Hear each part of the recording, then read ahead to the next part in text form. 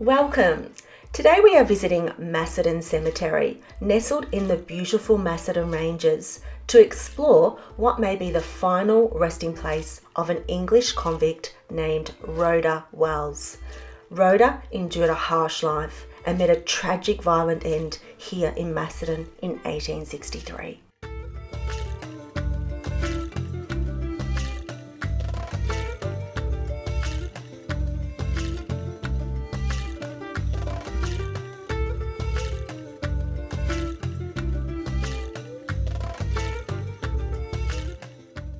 Rhoda was born on the 9th of September 1822 in Stepney, England, and by 1842 she was working as a tailoress when she was accused of receiving stolen goods, specifically a pair of earrings and a silk handkerchief. Now Rhoda is described as having a fresh complexion, dark hair and grey eyes, and she stood a tiny 4 foot 8 inches.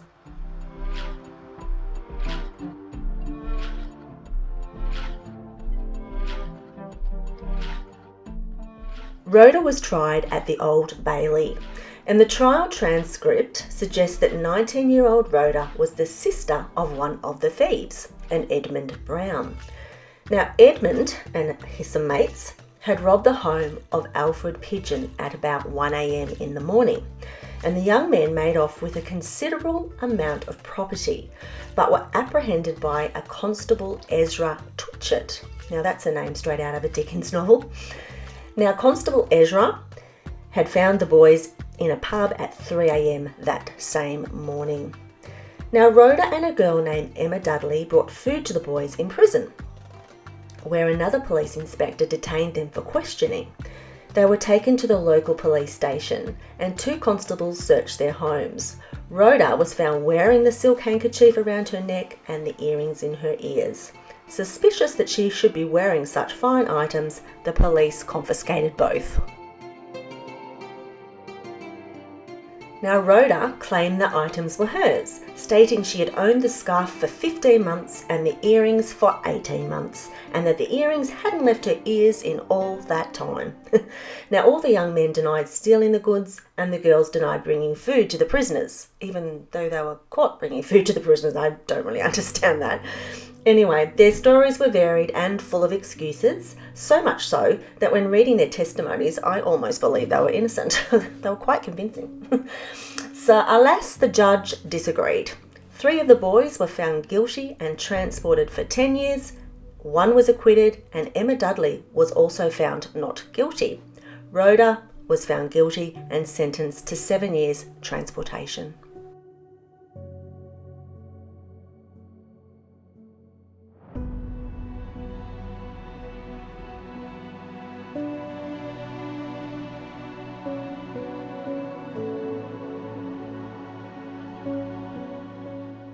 Rhoda was taken to Newgate Prison, where she remained until May, and then she was transferred down to Woolwich to the transportation ship the Royal Admiral. According to the ship's surgeon's report, Rhoda suffered from 2 illnesses during the voyage, a sinus infection and a stomach infection. Fortunately, she recovered from both before arriving in Tasmania.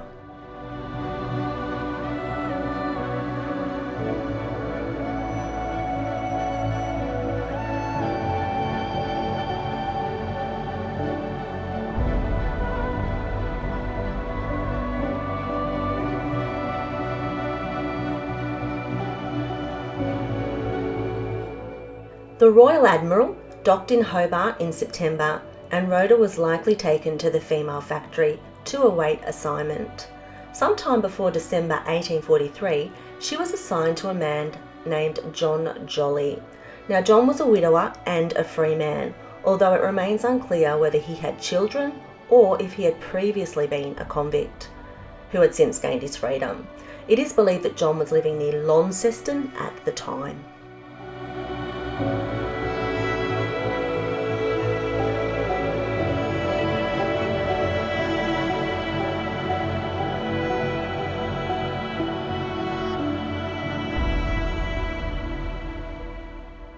The pair sought permission to marry in December 1843, and they were wed in February 1844 at the Longford Church of England and Ireland by the Reverend R. Davies. Now, Rhoda was still under sentence, and because she married a free man, she could officially be assigned to him as her employer. This meant that although she remained under sentence, her labour was directed by her husband rather than by the government or another settler. The marriage had to be approved by the authorities, and once sanctioned, it often allowed the women to live outside the female factory and take on domestic duties within the household. However, she was still subject to the rules of the convict system. Any misconduct, such as drunkenness or insubordination, could result in punishment, including being returned to the female factory or placed in solitary confinement. This arrangement was seen as a way to promote stability and moral reform, though the power dynamics could be complex and sometimes exploitative.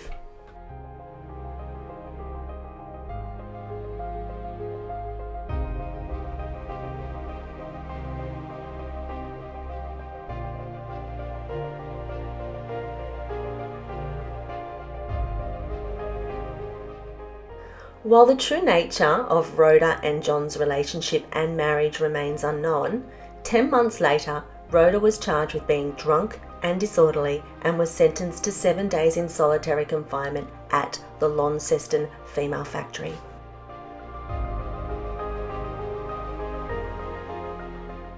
In February 1845, Rhoda received her ticket of leave. Now, a ticket of leave for a married convict woman was a significant degree of freedom compared to other convicts still under full sentence.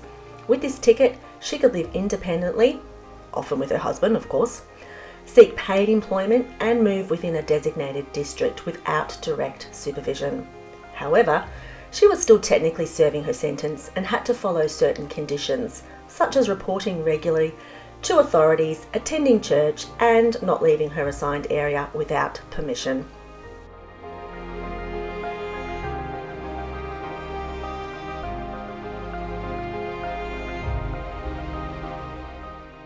I wonder whether Rhoda worked outside the home or within it. What we do know is that she somehow came into contact with a man named Charles Forrester, a fellow English convict. Charles was a potter who had been transported in 1838 for housebreaking, receiving a sentence of 15 years transportation.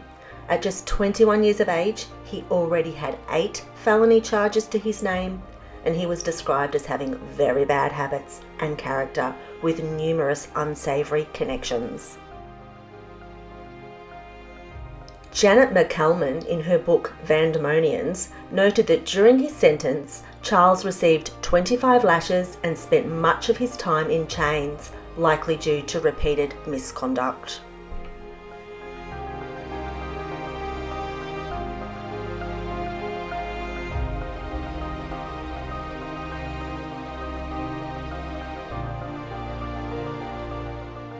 Yes, that's me in the glass there. Hello, everybody. Now, Macedon Cemetery, I just want to make a brief comment. It is a beautiful cemetery, really well cared for and maintained, and it has some of the most unique headstones I've ever seen. Beautiful stone structures and really creative, even artistic headstones. So you'll see some of those in this video. Now, just a month after receiving her ticket of leave, Rhoda was charged with being absent from her designated residence and was found in the bed of another man, likely Charles Forrester. She was sentenced to 3 months of hard labour at the Launceston Female Factory, and interestingly, her ticket of leave was not revoked for this offence. A year later, Rhoda was admonished for misconduct, although the nature of the violation was not recorded. In April 1846, she was again found in bed with a man who was not her husband and received another 3 months of hard labour at the Launceston Female Factory. Now, Shelley Street from the Female Convict Research Centre in Hobart has conducted research on the couple and notes that Charles Forrester had the same offence recorded on his file for the 1st of that same month. Could they have been caught together? I suggest the answer is yes.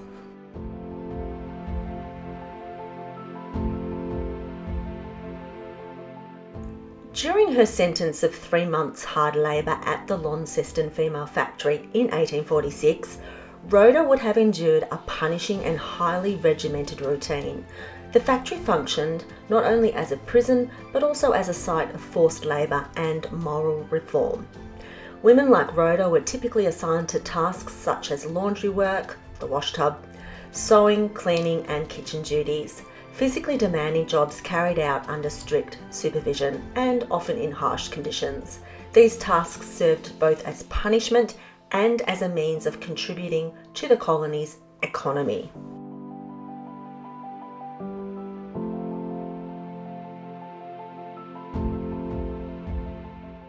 Given Rhoda's repeated offences, she would likely have been placed in the third class, the most punitive category, where inmates were considered incorrigible. This classification meant fewer privileges, harsher treatment, and possibly confinement in solitary cells, which were introduced at around that time. Discipline was strict, and infractions could result in reduced rations, isolation, or public shaming. Alongside labour, women were subjected to compulsory religious instruction, with daily prayers and sermons aimed at moral rehabilitation. Rhoda's experience would have been one of physical hardship, social stigma, and constant surveillance, reflective of the broader system of control imposed on female convicts in colonial Tasmania.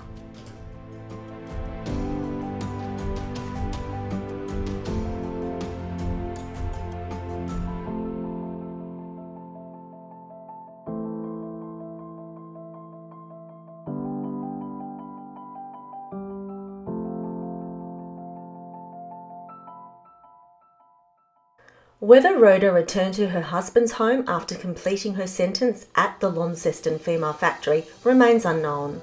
However, what is clear is that she had no further misdemeanours recorded against her. This absence of further offences suggests that she may have either settled into a more stable life or simply avoided further scrutiny by the authorities. In February 1849, Rhoda was officially freed by servitude, marking the end of her penal obligations and her transition into freedom within the colony.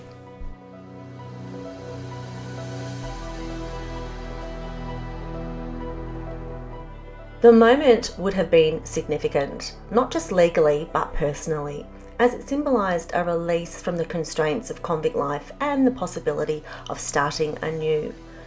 Unfortunately for Rhoda, she started her new life with Charles Forrester. On the 4th of March 1852, 3 years after gaining her freedom and 10 years after arriving in Tasmania, 30-year-old Rhoda travelled to Melbourne aboard the Lala Rook, or the Lala Rookie, not sure, probably the Lala Rook. Record shows she was accompanied by Charles Forrester, who was also listed as a passenger.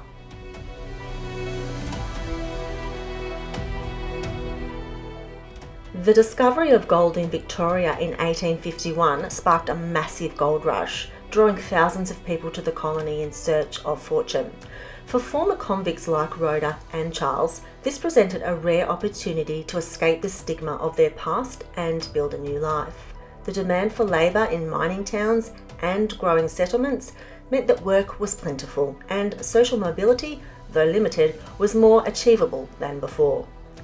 Many ex-convicts found employment as labourers, teamsters, cooks or domestic workers, while others tried their luck on the gold fields. In the 1850s, a convict woman in Tasmania could not legally obtain a divorce. At that time, divorce was not generally available in the colony.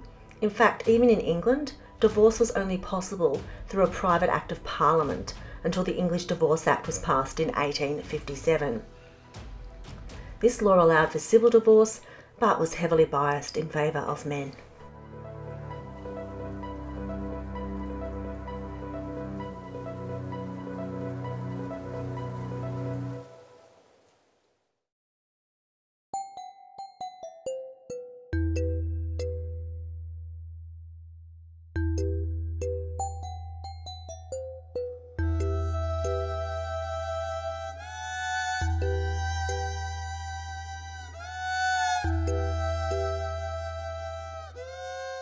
Tasmania did not introduce its own divorce legislation until 1860, and even then it remained difficult for women to access. Before this, women, especially former convicts, had virtually no legal avenue to end a marriage, regardless of circumstance. To be honest, I don't even know if a man like Charles wanted to marry Rhoda. Shelley Street's research found the pair living in Melbourne in 1855. Rhoda is officially listed as Charles's wife, although they never legally married. She continued to use her maiden name Wells, or was referred to as Mrs. Forrester in various records.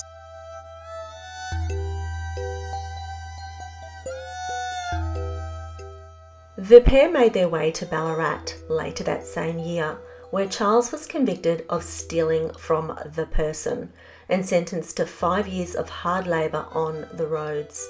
However, he was released after only 3.5 years in 1858. It remains unclear how Rhoda supported herself during his incarceration. At the time, she would have been 36 years old. Sometime after Charles's release, the couple relocated to Upper Macedon. According to historian Janet McColman, they became part of an enclave of Vandemonians and rough settlers living at Mount Macedon, stripping the forest of timber to supply the gold diggings.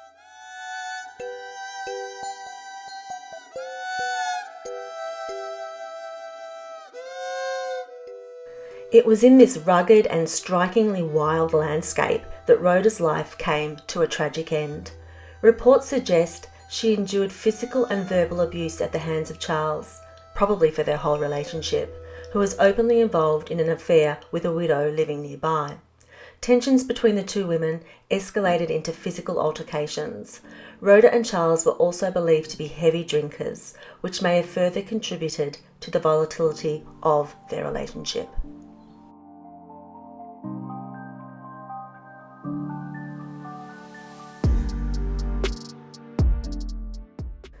On the evening of Monday, the 28th of September 1863, Rhoda was found in the garden of their hut with a broken neck. Historian Janet McColman writes, "She lay in agony on the ground all day in sight of Forrester, who was lying on the bed. Her offence? She had objected to his affair with the widow, Mrs. Winch." The exact cause of death was determined to be dislocation of the neck, with the ligaments on both sides snapped. Rhoda was also found with a black eye and cuts on her nose, injuries sustained in a previous incident.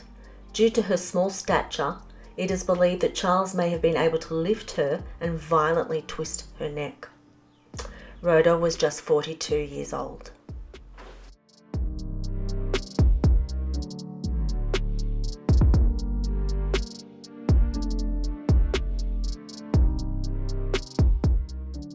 An inquest was held into her death at the place of the incident, and the coroner concluded that it could not possibly have been accidental. Her de facto partner, Charles Forrester, was committed to stand for trial for her willful murder.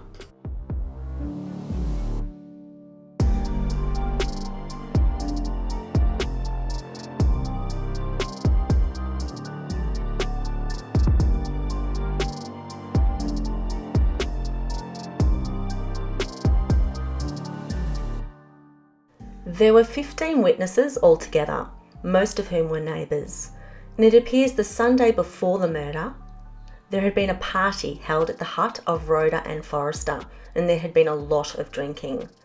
Late in the evening, people had gone to sleep on sofas and beds in different parts of the hut.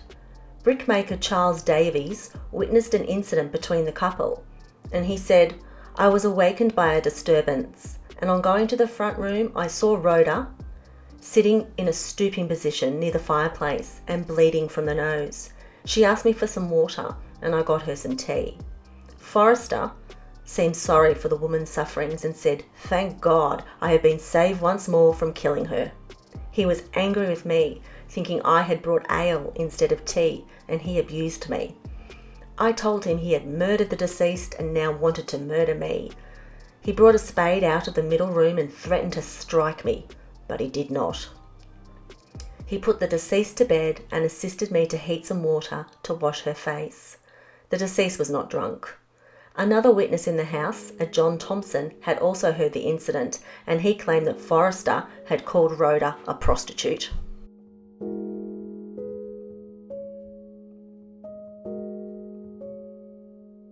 The next morning, Davies reported that Rhoda was doing well, though she had a black eye and a cut on her nose. She asked him to stay with her throughout the day, likely seeking protection from Forrester. Davies recalled about 3 months ago having seen Forrester grab Rhoda by the neck and shake her. Sadly, no one stayed with Rhoda that day.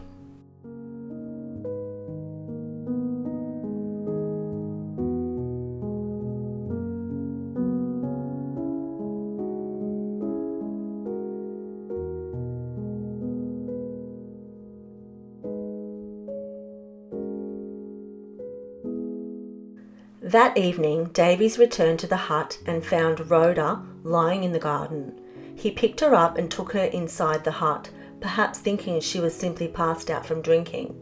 He fetched a watering can and sprinkled water over her in an attempt to rouse her.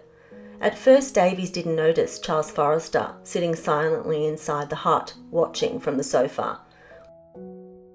When he did, he reportedly exclaimed, "What the hell are you doing there? And a woman half dead." Forrester's only response was, "Oh my God," as he looked at Rhoda. Davies suggested calling the neighbour, Mrs. Mooney, but Forrester discouraged him, saying she wouldn't come. According to him, Mrs. Mooney had warned that if Rhoda returned home, she would no longer speak to her. This chilling detail suggests that Rhoda had been a victim of ongoing domestic violence, and that Mrs. Mooney had urged her to leave Forrester for good.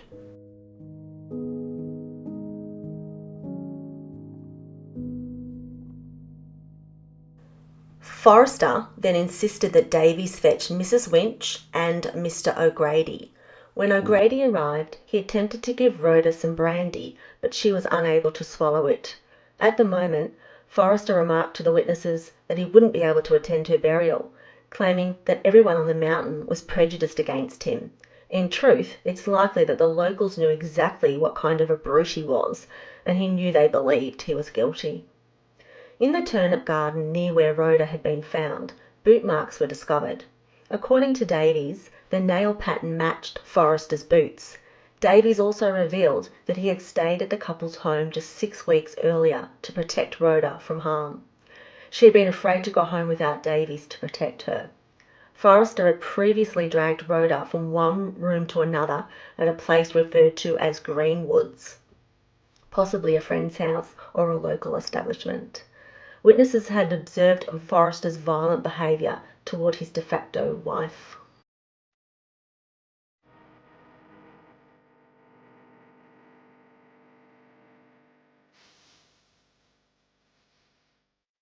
Detective Williams and Constable King later confirmed Davies' account regarding the boot prints. Local shoemaker Charles Holmes also gave testimony. He stated that he had visited the couple's home the previous Wednesday and had warned Forrester about his affair with Mrs. Winch. Upon hearing this, Forrester reportedly broke down in tears and retreated into the bedroom of the hut. Holmes further declared that he had made Forrester's boots, noting that the right foot was an inch longer than the left. He had compared the boot tracks found near Rhoda's body and believed they matched Forrester's distinctive footwear. Mrs. Mary Ann Winch, the woman with whom Forrester was having an affair, also gave testimony. She claimed that on the Monday in question she had sent her son and daughter to the Forresters' residence to ask Charles to come and see her. When he arrived, she requested some food, as there was none in her house. Forrester then sent her daughter back to his hut to ask Rhoda for some meat and flour. It's important to remember that Mary Ann was a widow, likely without a stable source of income and dependent on those around her for support. This context may help explain her relationship with Forrester. It was probably one of convenience rather than affection, at least on her part. Although, of course, we will never know. She stated that her daughter returned with the meat and flour and that Forrester left her home at around 4 p.m. She didn't see him again until she was called to the house a couple of hours later, following the incident. Upon arriving, she witnessed Rhoda convulsing and said that Rhoda died approximately an hour and a half after her arrival.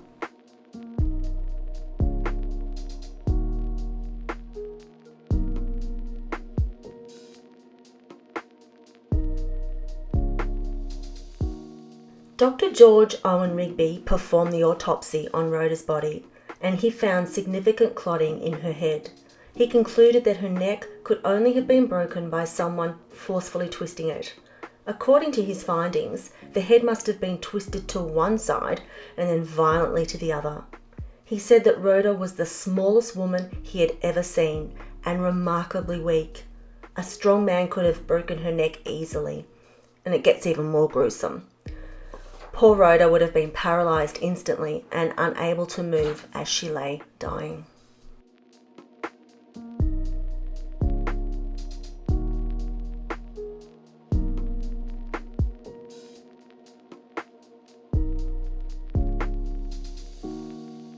A man named John Sneed Glover, who was incarcerated with Forrester while he awaited trial, testified that Forrester had confessed to knocking his wife over a bucket and knowing that her neck was broken.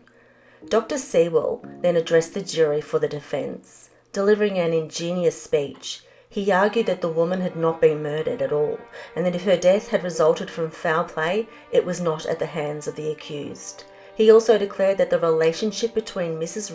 Winch and Forrester was purely platonic. In summing up, His Honour stated that the jury must either find the accused guilty of murder or acquit him. The jury retired to consider their verdict, and after a deliberation of only 20 minutes, they returned to court with a verdict of not guilty.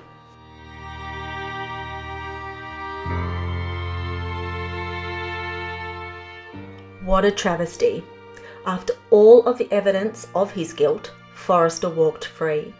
The case made all the major newspapers and was reported in Tasmania and New South Wales as well.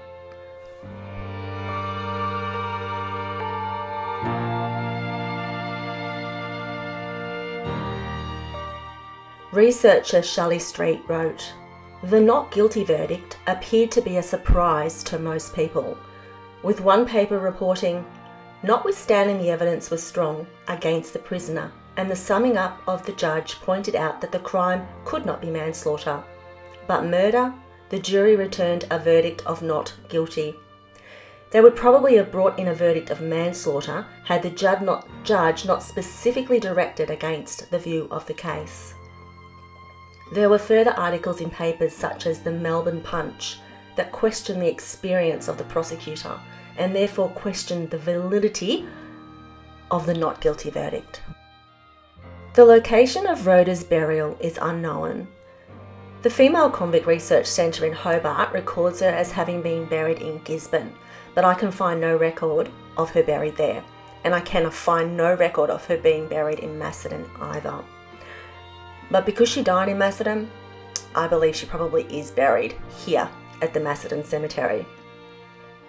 16 years, or I should say, if you know more, please let us know in the comments. 16 years after Rhoda's murder in 1879, Charles Forrester was once again before the courts, this time charged with the attempted murder of a publican. In an incident reported as the Upper Macedon outrage, during the same episode he also threatened to shoot a neighbour. He was described as an old man during the trial. Forrester was around 62 years of age at the time. Yet again, he was found not guilty. How? How does that happen? Now, Charles died in 1886 at the age of 69 following a bout of acute pneumonia, and he is buried at the Macedon Cemetery. His will and probate documents are available through Prov, with his assets bequeathed to a Mrs. Jane Taylor, presumably another unfortunate woman who had the misfortune of crossing paths with him. Charles is actually just buried right here, somewhere near this fence, and there's one other grave near him, and they're the only two graves in this section of the cemetery. But we are here to remember Rhoda. Rhoda Wells was born into a world that offered her few choices and little mercy, from the crowded streets of Stepney to the penal colonies of Van Diemen's Land, and finally to the rugged bushlands of Mount Macedon. Her life was shaped by poverty, injustice, and the unforgiving systems of her time. She endured forced labour, public shame, and the constant threat of violence, and still she survived. She sought companionship, freedom, and perhaps even love. She tried to build a life in a new land despite the odds stacked against her. Her death in 1863 was brutal and unjust, and the man accused of her murder walked free. But Rhoda's story did not end there. It lives on in the records, in the memories of those who care to look. In the quiet places where history whispers the names of women like her, women who were silenced, overlooked, and forgotten. Today we remember Rhoda, not for how she died, but for how she lived. We honour her courage, her endurance, and her humanity. Whether she lies here in Macedon Cemetery or elsewhere, her legacy remains. She was a daughter, a sister, a wife in name, and above all, a woman who mattered. We remember her as part of our extraordinary convict history.